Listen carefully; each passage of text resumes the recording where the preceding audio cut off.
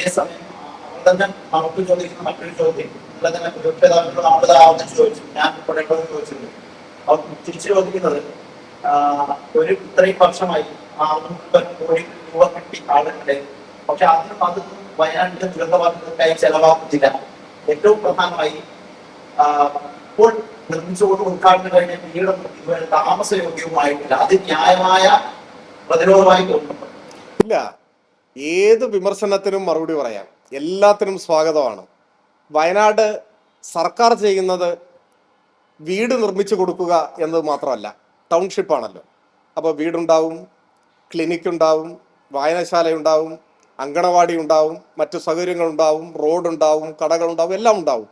ഒരർത്ഥത്തിൽ ഒരു ഗ്രാമം പണി കഴിപ്പിക്കുകയാണല്ലോ ചെയ്യുന്നത്. അപ്പോൾ അതിൻ്റെ ഭാഗമായുള്ള പ്രവർത്തനങ്ങൾ മുൻപോട്ട് പോവുകയാണ്. അതിൻ്റെ ആദ്യ ഘട്ടമാണ് ഇപ്പോൾ ഉദ്ഘാടനം ചെയ്യപ്പെട്ടിട്ടുള്ളത്. അത് വാസയോഗ്യം തന്നെയാണ്. അത് മലയാളം അംഗീകരിക്കുന്ന വലിയ വ്യക്തിത്വങ്ങൾ ഉൾപ്പെടെ അവിടെ എല്ലാം പോയി സന്ദർശിക്കുന്നുണ്ടായല്ലോ. നിങ്ങളൊക്കെ എല്ലാം അവിടെ പോയിട്ടുണ്ടാവും. മുഴുവൻ പേരും താമസം മാറിയിട്ടുണ്ടാവില്ല, അത് വരും ദിവസങ്ങളിലേ താമസം മാറുന്നുണ്ടാവുള്ളൂ. ഇപ്പോൾ അങ്ങനെയുള്ളവർക്ക് താമസിക്കാനുള്ള വീടിൻ്റെ വാടക ഉൾപ്പെടെ സർക്കാർ കൊടുത്തുകൊണ്ടിരിക്കുകയാണ്. അപ്പോൾ അങ്ങനെ മുട്ടാപ്പോക്കൊന്നും പറഞ്ഞിട്ട് കാര്യമില്ല. അതെല്ലാം ജനങ്ങളുടെ മുൻപാകെ സ്ഫടിക സമാനമായ സുതാര്യമായ കാര്യങ്ങളാണ്. അത് അതിൻ്റെ വഴിക്ക് പോകും. ഇത് പറയാൻ എന്താ മടി? ഇപ്പോൾ അതിൽ തന്നെ എത്ര തുക പിരിച്ചെന്നും ഏത് ബാങ്കിലാണ് നിക്ഷേപിച്ചത്, ഏത് അക്കൗണ്ടിൽ, ബാങ്ക് വേണ്ട, ഏത് അക്കൗണ്ടിലാണ് നിക്ഷേപിച്ചത്, അക്കൗണ്ട് പറയുമ്പോൾ ബാങ്കും വരും, അത് പറയുന്നതിന് എന്താ മടി? അതിൽ ഒരു കാര്യം കൂടി സൂചിപ്പിക്കേണ്ടതുണ്ട്. മാധ്യമപ്രവർത്തകർക്കും മാധ്യമങ്ങൾക്കും ഒക്കെ രാഷ്ട്രീയമായ അഭിപ്രായവും നിലപാടും ഒക്കെ ഉണ്ടാവും. അതൊന്നും പാടില്ല എന്ന് പറയാൻ നമുക്ക് പറ്റില്ല, ഉണ്ടാവണം എന്നാണ് ഞങ്ങളുടെ അഭിപ്രായം.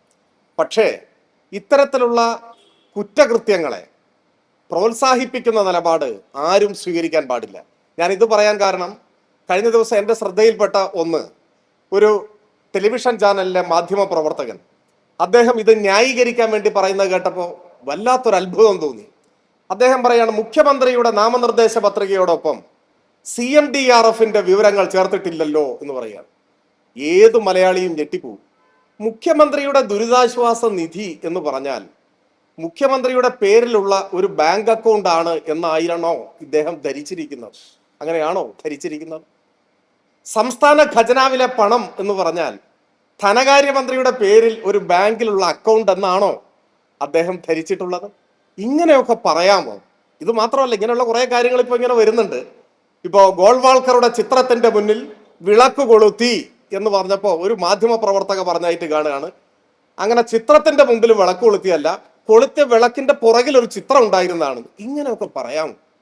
ഞാൻ ആരെയും ആക്ഷേപിക്കാൻ ഉദ്ദേശിക്കുന്നില്ല. പക്ഷെ ഇതൊക്കെ കേൾക്കുമ്പോൾ ഇവരുടെ കാര്യം പോട്ടെ, ഇവർക്കോ സാധിച്ചില്ല, ഇവരുടെ വംശപരമ്പരയിൽ പോലും ഒരാൾക്ക് ഒരു ജേർണലിസ്റ്റ് ആവാൻ സാധ്യതയില്ല എന്ന തോന്നലാണ് ഇത് കാണുന്ന മനുഷ്യർക്കുണ്ടാവുക.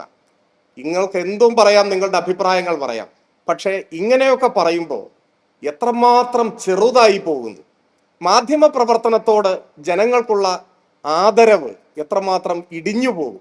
സത്യത്തിൽ ഇവരൊക്കെ മാധ്യമ പ്രവർത്തകരല്ല, മാധ്യമ പ്രവർത്തനത്തിനെതിരായി, മാധ്യമ പ്രവർത്തനത്തിൻ്റെ അന്തസ് ഇടിച്ചു താഴ്ത്താൻ വേണ്ടി എന്തോ ഒരു ഗൂഢപദ്ധതിയുടെ ഭാഗമായി പ്രവർത്തിക്കുകയാണോ എന്ന് പോലും ആർക്കെങ്കിലും സംശയം തോന്നിയാൽ അത് അങ്ങനെ സംശയിക്കുന്നവരെ നമുക്ക് കുറ്റപ്പെടുത്താനൊന്നും സാധിക്കില്ല എന്നാണ് തോന്നുന്നത്. ഞാൻ സാന്ദർഭികമായി പറഞ്ഞു വന്നേ ഉള്ളൂ. ഏതായാലും അങ്ങനെയുള്ളവർ അധികമില്ല എന്ന് നമുക്ക് ആശ്വസിക്കാം.